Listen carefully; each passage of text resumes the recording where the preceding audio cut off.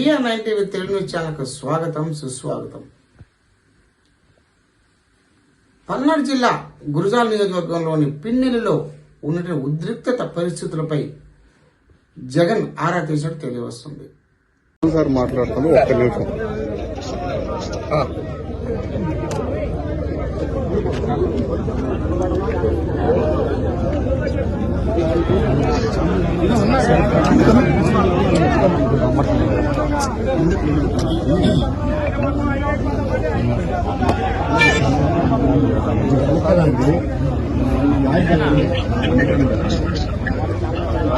అన్న, ఇదే సోలమన్ ని మొన్న 3-4 రోజుల క్రితం మర్డర్ చేశారన్నా. అదే అన్న, చాలా దారుణం. 200 కుటుంబాలు ఊరు బయట ఉన్నాయన్న. మీరు కూడా అప్పుడు చెప్పారు మీరే వస్తామని, కానీ ఇంకా సమయం వాళ్ళు కొంచెం టైం అడిగారు అందరు కూర్చొని మాట్లాడుకోవడానికి.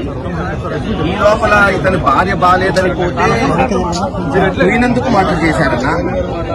ఈ రోజు దహన కార్యక్రమాలకి మేము వస్తే మొత్తాన్ని ఊరు బయట ఆపేశారన్న పోలీసులు. ఊరు బయట కాదు, నేను ఒక్కరిని పోవాలంటన్నా, కుదరదని చెప్పాను. అందరు 100 మంది వస్తే లేదు ఊర్లోకి 5 మంది పోయి దానం చేయాలంటే ఎవరు ఒప్పుకోవట్లేదు. అందరి ఊరు బయట ఆగామన్నా. చేస్తే మీరు ఎలా చేయండి, లేకపోతే 2 రోజుల్లో జగన్ గారే వస్తాడని చెప్పామన్నా. మీరు ఈ రోజు ఎలా చేయకపోతే 3,000 మంది అసలు అమాయకుడు అన్న. చనిపోయినోడికి అసలు గొడవలకి ఫ్రాక్షన్ కి ఏ రోజు కోడు పాపం. అందరు స్వచ్ఛందంగా వస్తే పోలీసులేమో ఎవరిని ఎలా చేయం 5 కార్లు అంట. వాళ్ళు చెప్పిందంతా విన్నామన్నా. వాళ్ళు ఈ రూట్ కాదు ఆ రూట్ అంటే అదో ఒప్పుకున్నాం. మనకి దానం కావాలి పాపం, అతను మళ్ళీ ఫ్యామిలీ ఫీల్ అవుతారు కదా నా సెంటిమెంట్. అన్ని ఒప్పుకున్నాం. తీరా ఊరి దగ్గరికి వస్తే ఇప్పుడు ఊర్లోకి ఎలా చేయరంట. ఓన్లీ 5 నాయకులు పంపిస్తారంటే రోడ్డు మీద కూర్చున్నామన్నా. ఇప్పుడు అనుజ్ రావు అని వాళ్ళ బ్రదర్ అన్న.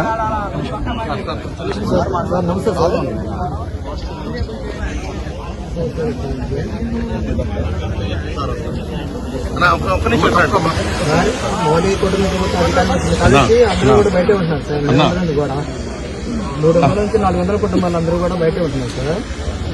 ఇప్పుడిప్పుడే కొద్దిగా కొంతమంది ఈ ఇల్లు కొలలు చేసుకోవడానికి చెప్పి వస్తుంటారు.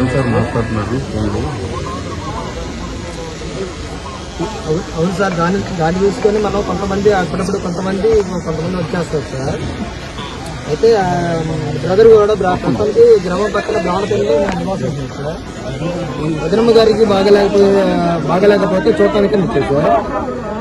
ఈలోగా కలర్గా ఉన్న బ్రషెస్ ముఖం కడుకుందని తెలిసిన రోడ్డు మీద ఇంటి ముందుకు వచ్చినటువంటి వ్యక్తిని, అన్నయ్యని మోటమరి పేతురు కాంతారావు అనే వ్యక్తులు రాడుతో దారుణంగా తల మీద కొట్టారు సార్. దీని మీద మేము హాస్పిటల్కి వెళ్ళేసి మామూలుగా ట్రీట్మెంట్ చేసి చూసుకుంటే సీరియస్గా ఉందని చెప్పేసారని నిన్న